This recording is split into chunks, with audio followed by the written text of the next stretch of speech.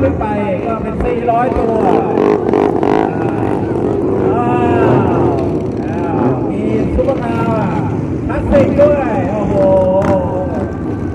ยอดเยี่ยม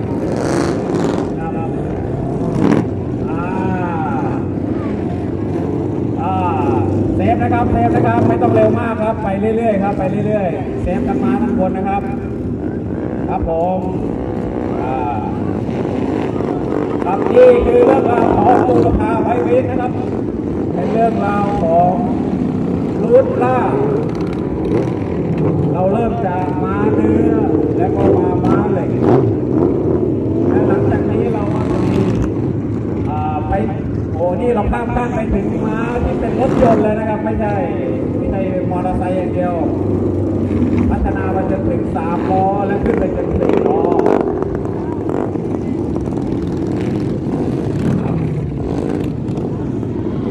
ทุกสิ่งทุกอย่างล้วนมาจากใจหนึ่งใจเดียวกันนะครับคุณมาจากต่างที่ต่างบ้านต่างเมืองเลือดสีเดียวกันเลือดคนละกรุ๊ปแต่คุณมีความรักในเรื่องราวเดียวกันไม่ว่าคุณจะเป็นแรงม้าที่มาจากเครื่องยนต์หรือเป็นแรงม้าที่มาจากม้าสีขา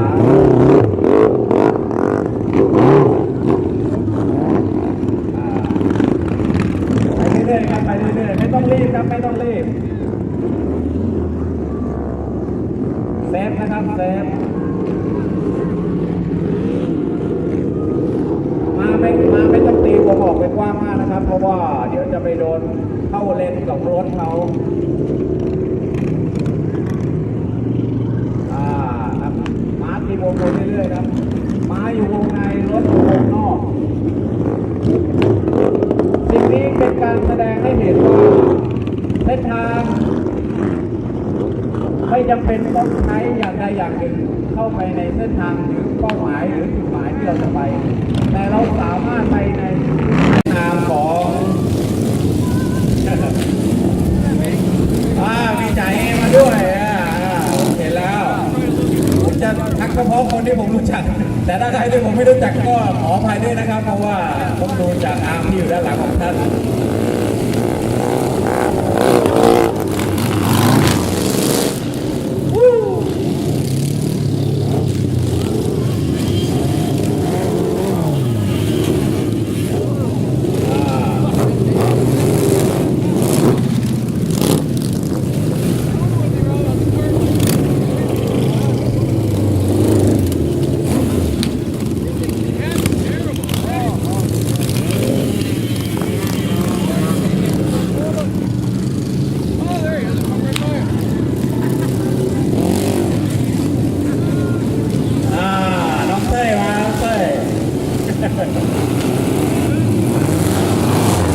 ราคา3 ล้อ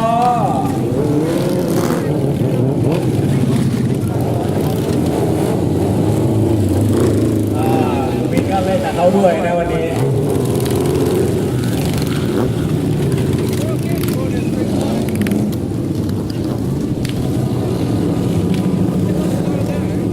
มองไม่ทันเลยไม่รู้ใครเป็นใครฝาเลยครับซอยมะเก๋าเข้ามาครับโอ้โห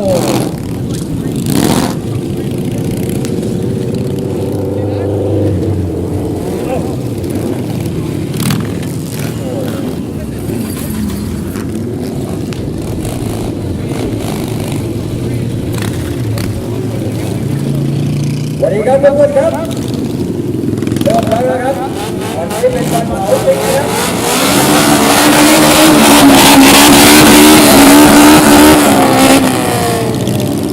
จริงมาแล้วเผาจริงครับวันนี้ครับเมื่อวานเผาหลอกๆใช่ไหมวันนี้เอาจริงครับเผาแบบน้ำมันเครื่องเป็นควันขาวเลยครับต้องระวังหน่อยนะครับทุกคนครับนี่เป็นอีกเรื่องราวนะครับของคนไม่มีที่ไหนทำในโลกนี้นะครับการไปวิ่งที่จะจัดมาแบบนี้ได้นะครับรวมทุกเผ่าพันธุ์รวมทุกเชื้อชาตินะครับวันนี้ดีเป็นวันดีนะครับตั้งปีนี้นะครับครบรอบ20 ปีบูรพานะครับ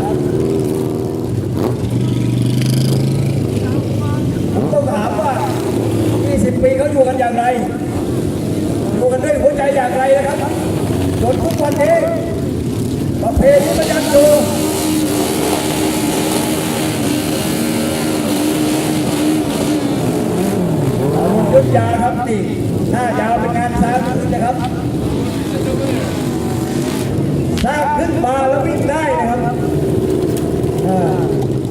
เรียกว่าทำแจกซากใช่ไหมครับแจกซากขึ้นมาเลย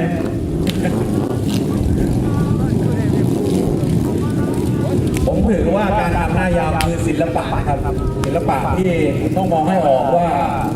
เครื่องนี้ต้องไปใช้กับรถทรงอะไร ใจเย็นหน่อยนะครับใจเย็นหน่อยครับเพราะว่าเราวิ่งบนพื้นหญ้านะครับมันลื่นนะครับตัวจะไม่อยู่ครับ ยังเหลืออีกหนึ่งสายพันธุ์นะครับที่เราจะเชิญนะครับกลุ่มมีแดงว่าไงครับ มาพร้อมหรือยังครับกลุ่มมีแดงเชิญกลางสนามเลยครับกลุ่มมีแดง So it's our friend and to say hello to you. It's welcome to Budapest by week. For this time, 20 years anniversary. You want to know how we stay here? For 20 years, we have to look.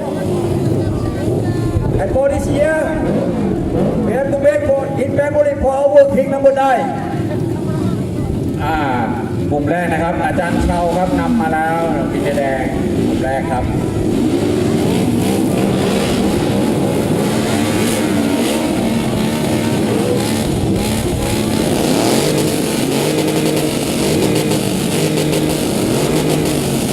For this time, let me show about the convoy and the speaker motorbike chopper. So we can say this handmade on rebuilt by a heart.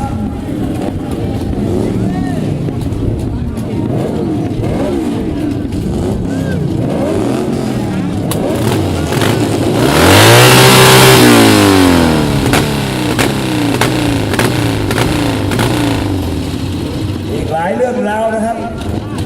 วันนี้เป็นวันที่2นะครับนะครับ รบกวนสเกลนะครับ สเกลทำงานหน่อยครับบอยสเกลนะครับทำงานหน่อยครับบอยสเกล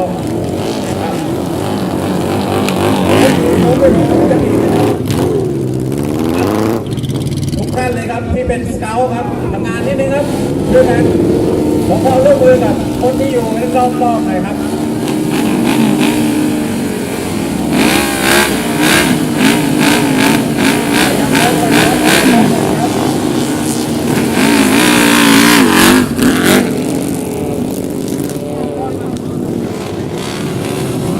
ไม่เป็นไรครับไม่เป็นไรครับเราร่วมกันครับ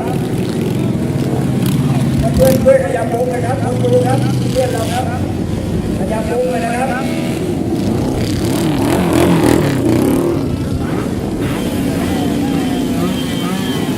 คุณเห็นคันเล็กๆไหมครับ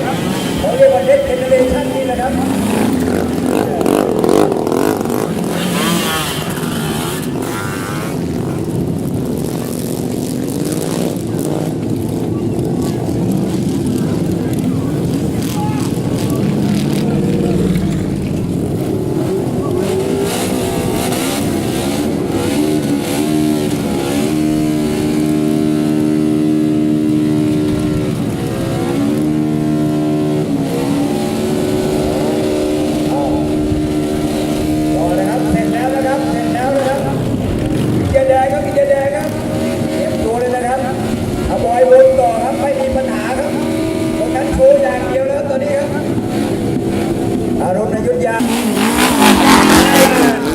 และอีกหลายๆกลุ่มนะครับที่มาร่วมกันเอง